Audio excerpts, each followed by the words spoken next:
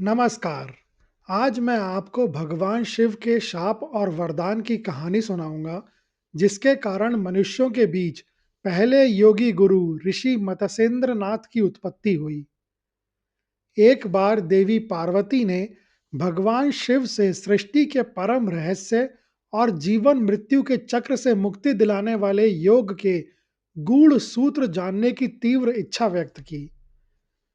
भगवान शिव ने विचार किया कि यह ज्ञान इतना गोपनीय, पवित्र और शक्तिशाली है कि इसे किसी भी नश्वर, अपरिपक्व या अनाधिकारी जीव द्वारा नहीं सुना जाना चाहिए। इस पवित्र ज्ञान को देने के लिए शिव और पार्वती ने कैलाश पर्वत या अन्य किसी स्थान को त्यागा। उन्होंने क्षीर सागर के बीच में स्थित एक अत्यंत एकांत, शांत और गुप्त द्वीप का चुनाव किया। यह द्वीप सांसारिक शोर और हलचल से कोसों दूर था। इसके चारों ओर केवल निर्मल नीला जल लहरा रहा था। आकाश में तारे अत्यंत स्पष्ट थे और वातावरण तपस्या के लिए पूर्णतः अनुकूल था। उस द्वीप पर पहुंचकर शिव ने यह सुनिश्चित करने के लिए कि कोई भी मनुष्य, देवता या यहाँ तक कि कोई अदृश्य शक्ति भी उनके उपदेशों को ना सुन पाए, अत्यधिक सावधानी बरती। शिव स्वयं योगेश्वर हैं। उन्होंने पद्मासन लगाकर अपनी मुद्रा स्थापित की।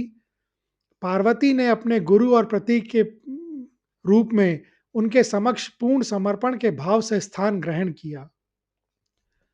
जब शिव ने योग के मूल सूत्र, समाधि की अवस्थाएं, प्राणों का रहस्य और आत्मा की अमरता के बारे में गहन उपदेश देना शुरू किया, यह ज्ञान इतना गहन और गूढ़ था कि इसे समझने के लिए अत्यंत उच्च एकाग्रता की आवश्यकता थी। परंपरा के अनुसार शिष्य के लिए यह आवश्यक था कि वह एकाग्रता बनाए रखे और समय समय पर अपने गुरु को यह बताए कि वह सुन रहा है। इसीलिए पार्वती श्रद्धा और ध्यान के साथ सुनती रहीं और सहमति जताने के लिए धीमी मधुर आवाज में हाँ प्रभु या केवल हूं की ध्वनि उत्पन्न करती रहीं। शिव को यह विश्वास था कि उनके और पार्वती के अलावा इस द्वीप पर कोई नहीं है जो उनके पवित्र ज्ञान को सुन रहा हो। जब भगवान शिव योग के अत्यंत गंभीर और जटिल सूत्र बोल रहे थे, तब उस एकांत द्वीप के निकट जल की गहराई में एक छोटी मछली तैर रही थी। वह मछली अनजाने में उस क्षेत्र में आ गई जहां ध्वनि तरंगे जल के माध्यम से प्रसारित हो रही थी। शिव की दिव्य वाणी इतनी शक्तिशाली थी कि वह साधारण ध्वनि तरंगों से परे जाकर जल के माध्यम से भी मछली की चेतना तक पहुंच रही थी। यह कोई सामान्य ध्वनि नहीं थी, यह ब्रह्मांडीय सत्य की गूंज थी। जैसे जैसे उपदेश आगे बढ़ा, मछली, जो केवल अपनी बुनियादी भोजन और सुरक्षा पर काम कर रही थी, धीरे धीरे उस ज्ञान की शक्ति से प्रभावित होने लगी। उसकी नश्वर चेतना ज्ञान की ऊर्जा से जागृत होने लगी। वह मछली हिलना बंद कर देती और मंत्र मुग्ध होकर वहीं तैरती रही, उपदेश के प्रत्येक शब्द को अचेतन रूप से ग्रहण करती गई। जब शिव ने लंबे समय तक उपदेश जारी रखा, तो पार्वती का मन उस गहन ज्ञान के भार को सहन नहीं कर पाया और उन्हें झपकी आ गई। उनकी ओर से आने वाली स्वीकृति की ध्वनि हूं बंद हो गई। शिव उपदेश की गति में थे और ज्ञान के प्रवाह में खोए हुए थे। उन्हें लगा कि उपदेश के बीच में सहमति का टूटना नहीं चाहिए। मछली, जिसने ज्ञान को अपनी चेतना में समाहित कर लिया था, उसने अनजाने में पार्वती की जगह ले ली। उसकी ओर से एक अस्पष्ट, धीमी और जल में गूंजती हुई ध्वनि निकलने लगी, जो मनुष्य की हूं की ध्वनि से मिलती जुलती थी। यह ध्वनि मछली की उस जागृत चेतना की थी जिसने ज्ञान को स्वीकार कर लिया था। ध्वनि जल से आ रही थी और शिव पूरी तरह से ज्ञान के गहन ध्यान में थे। उन्हें लगा कि यह ध्वनि पार्वती ही निकाल रही हैं। चूंकि ध्वनि निरंतर आ रही थी, शिव को अपने उपदेश को रोकने का कोई कारण नहीं लगा। शिव ने अपनी कथा पूरी की, जिसमें योग के सभी रहस्यों का निचोड़ था। जब उन्होंने इति यानी समाप्त कहा और आंखें खोली, तब उन्होंने देखा कि पार्वती तो शांति से सो रही थीं। यह देखकर शिव चकित हो गए और उन्होंने सोचा, यदि पार्वती सो रही हैं, तो उपदेश के दौरान मुझे सहमति कौन दे रहा था? तब उन्होंने अपनी यौगिक दृष्टि का प्रयोग किया। उन्हें जल के भीतर बहती वह मछली दिखाई दी, जो ज्ञान की शक्ति से चमक रही थी। और अब वह केवल एक साधारण मछली नहीं रह गई थी। वह मछली ही चुपचाप उनकी पूरी बातें सुन रही थी और बीच बीच में हूं की सहमति दे रही थी। भगवान शिव को अत्यंत क्रोध आया। शिव ने इतनी गोपनीयता इसलिए बरती थी ताकि यह ज्ञान अपात्र जीवों के हाथों में ना पड़े, जहां उसका दुरुपयोग हो सकता था। उन्होंने महसूस किया कि उस मछली ने अनजाने में ही सही उनके उपदेश की पवित्रता और गोपनीयता का उल्लंघन किया है। तीव्र क्रोध में शिव ने तुरंत मछली को शाप दे दिया, तुमने मेरा गुप्त ज्ञान सुना है, इसलिए तुम अब इस जलीय रूप में नहीं रहोगे। तुम तुरंत पृथ्वी पर जाओगे और एक नश्वर प्राणी के रूप में जन्म लोगे। तभी देवी पार्वती उठ गई। भले ही उन्हें नींद आ गई थी, लेकिन वे करुणा की साक्षात मूर्ति हैं। उन्होंने भगवान शिव को शांत किया और मछली की ओर से विनती की, हे प्रभु, इस इस मछली ने जानबूझकर कोई अपराध नहीं किया है। इसने तो अनजाने में वह ज्ञान प्राप्त कर लिया जिसके लिए बड़े बड़े ऋषि वर्षों तक तपस्या करते हैं। यदि यह ज्ञान इतना शक्तिशाली है, तो निश्चित रूप से यह प्राणी भी पवित्र हो गया होगा। चूंकि इसने योग के संपूर्ण उपदेश को सुना है, इसका शरीर तो नश्वर हो सकता है, परंतु इसकी आत्मा वह ज्ञान से भर गई है।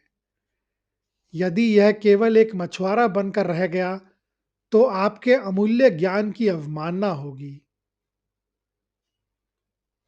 देवी पार्वती के अनुरोध पर भगवान शिव का क्रोध शांत हुआ। उन्होंने स्वीकार किया कि जिस जीव ने पूरे मन से योग के गूढ़ सूत्र सुने हैं, वह अब नश्वर और साधारण नहीं रह सकता। क्रोध के शाप को करुणा के वरदान में बदलते हुए शिव ने घोषणा की, तो ठीक है, यह जीव अब नश्वर योनि में जन्म तो लेगा, लेकिन चूंकि इसने अमृतत्व का ज्ञान सुना है, इसलिए यह अपने पिछले जीवन के ज्ञान को कभी नहीं भूलेगा। यह मनुष्य के बीच में जाकर उस योग ज्ञान का प्रचार करेगा जिसे इसने मेरे मुख से सुना है। यह मत्स्येंद्र नाथ यानी मछलियों के नाथ या भगवान के नाम से प्रसिद्ध होगा और मनुष्य के बीच पहला योगी गुरु बनेगा। शिव के शाप और वरदान के प्रभाव से उस मछली ने तटीय किनारे पर एक मछुआरे के घर में एक शिशु के रूप में जन्म लिया। शिशु का नाम रखा गया मत्स्येंद्र नाथ। हालांकि वह एक साधारण मछुआरे का पुत्र था, लेकिन शिव के वरदान के कारण उसे पिछले जीवन में सुना गया संपूर्ण योग ज्ञान बचपन से ही याद रहा। मत्स्येंद्र नाथ अन्य बच्चों से भिन्न था। वह बहुत कम बोलता था और उसका मन सांसारिक खेलों या मछुआरे के काम में नहीं लगता था। उसका मन ध्यान और आत्मचिंतन में लगा रहता था। जब वह बड़े हुए, तो उन्होंने समाज और परिवार का मोह छोड़ दिया और उस दिव्य ज्ञान की सिद्धि के लिए कठोर तपस्या की जो उन्हें भगवान शिव के मुख से सुना था। उन्होंने अपनी तपस्या में उन सभी आसन, प्राणायाम और ध्यान विधियों का अभ्यास किया जो उन्होंने अनजाने में सीखे थे। इन विधियों को ही बाद में हठ योग के नाम से जाना गया। जब उन्होंने पूर्ण सिद्धि प्राप्त कर ली, तो उन्होंने महसूस किया कि उन्हें यह ज्ञान केवल अपने पास तक सीमित नहीं रखना चाहिए, बल्कि मानवता के कल्याण के लिए इसका प्रसार करना चाहिए। उन्होंने यात्राएं शुरू की और लोगों को योग के महत्व और मुक्ति के मार्ग के बारे में उपदेश दिया। मत्स्येंद्र नाथ ने अपने ज्ञान और शिक्षाओं के आधार पर एक शक्तिशाली आध्यात्मिक परंपरा की स्थापना की, जिसे नाथ संप्रदाय कहा जाता है। उनके सबसे प्रमुख और प्रभावशाली शिष्य गोरखनाथ हुए। गोरखनाथ ने अपने गुरु से प्राप्त ज्ञान को व्यवस्थित किया, हठ योग को अधिक वैज्ञानिक आधार दिया और इसे पूरे भारतीय उपमहाद्वीप में फैलाया। मत्स्येंद्र नाथ और गोरखनाथ की परंपरा आज भी जीवित है। उन्हें नवनाथों यानी 9 महान गुरुओं के में प्रमुख माना जाता है। इस तरह उस छोटी मछली के माध्यम से भगवान शिव का गोपनीय ज्ञान एक महान गुरु शिष्य की परंपरा के रूप में धरती पर स्थापित हो गया।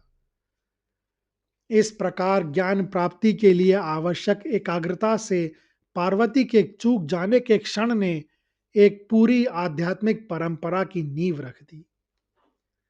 यह कहानी सुनने के लिए धन्यवाद।